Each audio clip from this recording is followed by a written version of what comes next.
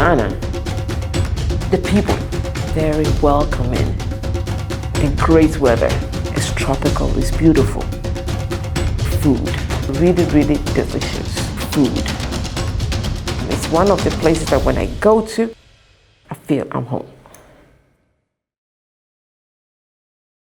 I'm Professor Evelyn Odonkor. I teach several classes, but mainly operations management, management information systems, and consumer behavior. I am the one organizing the Ghana study tour.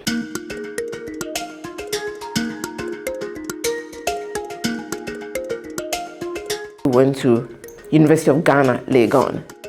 Many of the students may not know much about Ghana or the history of Ghana. They may not have enough background history. First, we had Samuel Ntuisu, the director of the department, who spoke about Ghanaian history in the transatlantic slave trade. The goal of Deborah Atobra's lecture is to tell us a little bit about the role of women in Ghanaian society. It was important because sometimes we have stereotypes about women in Africa, about them being submissive and things like that. They are powerful, they are strong. We say behind every strong man, there's a woman, and it's very, very, very true in our Ghanaian society. I didn't really know much about Ghana until going there, and I think it was a good way to start the trip. The meaning of the flag and the black star, what it resembles, because then we saw like a lot of black stars. I feel like it set us up well for the rest of the trip. So it was really interesting to learn about their culture, to learn about like the women carrying things on their heads. It was amazing to hear that they've been doing this pretty much their whole lives. It's so interesting how there's such a culture of like support there. It's the whole community is your family. They're all your aunts and your uncles and your brothers and your sisters.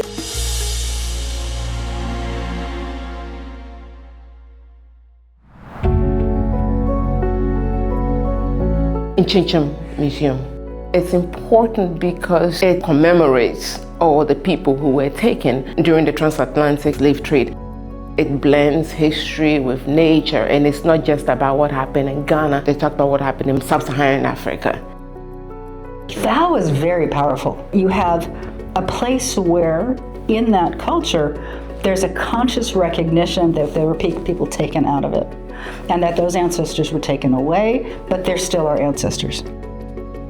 You take your shoes off and you go in with respect, with recognition that this is a place of worship. When we got there, I realized it was all open air. It was cool because I've never been to an open air museum before. It was our very first day, and to see something so historical that went so in-depthly both into like the culture as well as the history of the people, I thought was really impactful to see so early on.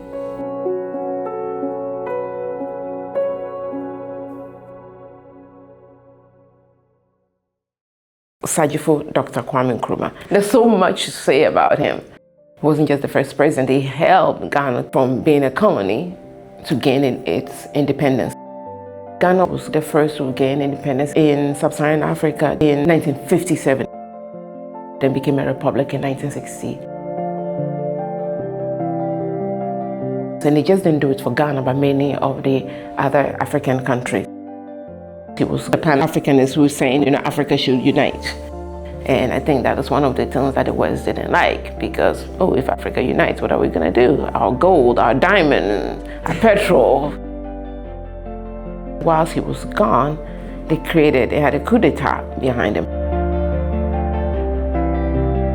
All our tour guides were super, super enthusiastic, educated, and excited. I've asked them so many questions, and every single time they were happy to answer and take the time to really think about what I was asking them and give me a really well thought out answer.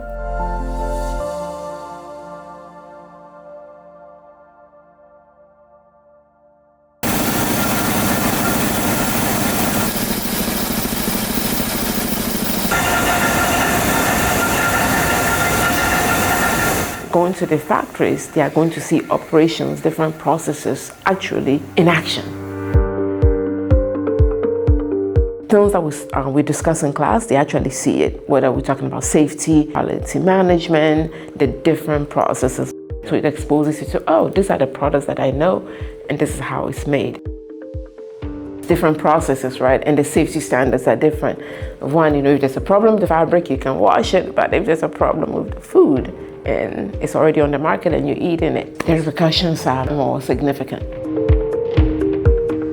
It was really interesting to be in the factories because we got to see a lot of the logistical challenges that factories and companies can face. For example, 2 of the factories were fully not in operation at the time because they were having issues getting the raw materials, which is something I hadn't really considered, just sitting in a classroom.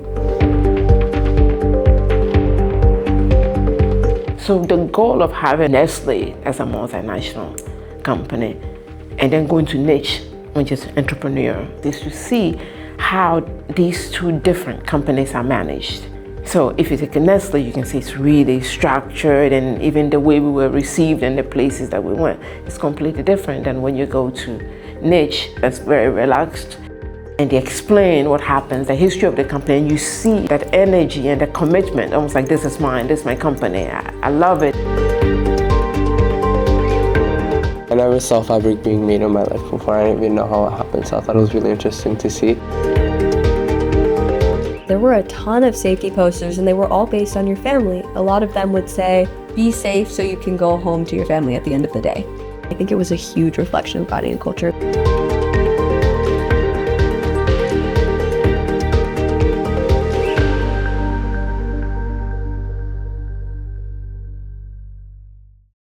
We cannot go to Ghana and not visit the slave castles.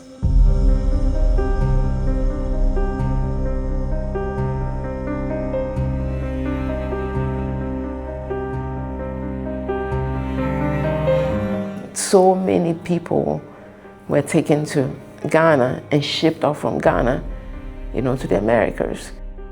So I thought it was important for students to know about this part of history that we don't talk about a lot. They teach a class that's basically on the history of racism.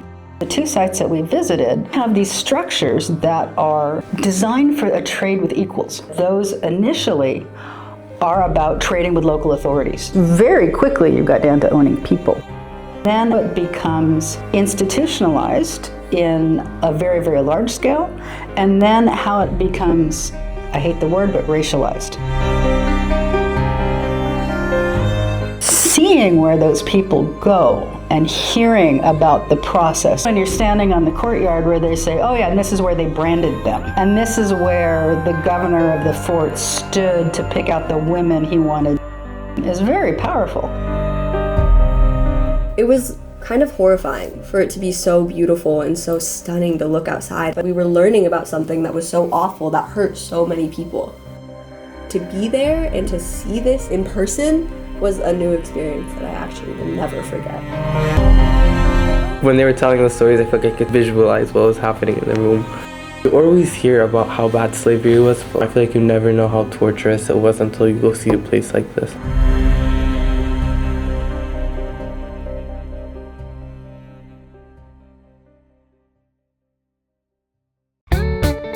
The Odonkor Foundation. We're taking students from junior in college in Ghana, France, and the United States. Try to help them with their college application, mentor them through their college life, help them to find their first job. And we hope that these students will then become mentors for our newer students. So that is for the high school and college students. Then we have the children, the babies. We provide them with the basic materials. When we are in Ghana, we just teach them something that they will remember, whatever it is. They were some of the most well-behaved kids I've ever had the pleasure of working with. They were so kind, so wonderful, they listened so well, and more importantly, they were excited to learn anything that I would tell them. We made volcanoes. We started experimenting with different colors of lava, and they would get so excited when all of a sudden their volcano spewed blue lava or yellow lava. And it was like, auntie, auntie, auntie, here, here, here. It was so cute. I had so much fun at the school. My favorite work day of the trip was the day we went to the school. That was a really cute day. I loved it. I love these kids so much. They were so happy. I think about them every day. I learned a lot from teaching them, I think.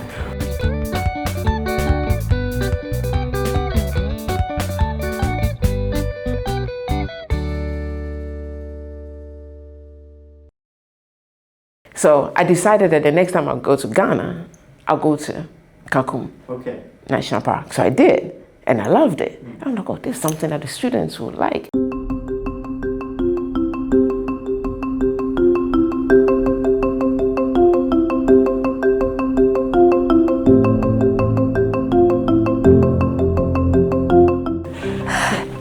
That was fun. We had a lot of people who were not comfortable, several people who were really not comfortable with heights, and I'm very proud of them all for finishing. It was good fun. You have to get out of your comfort zone and you have to dare, you know. And sometimes we think we have to really do extraordinary steps, just little baby steps, and then. The canopy walk was so cool. I've been on zip lines and canopy walks before, but this one was by far the most beautiful one that I've ever had the opportunity to go on. I've never been to a national park this pretty.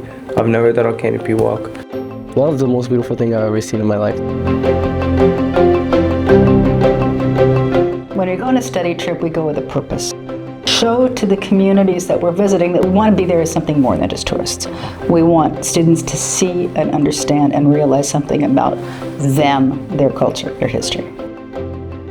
Students that I've only ever met in the context of the trip come up to me to say hi, and it's because we shared that, and it was a really interesting, very intense experience. We build this little tribe that stays, that stays out there, and that's kind of nice.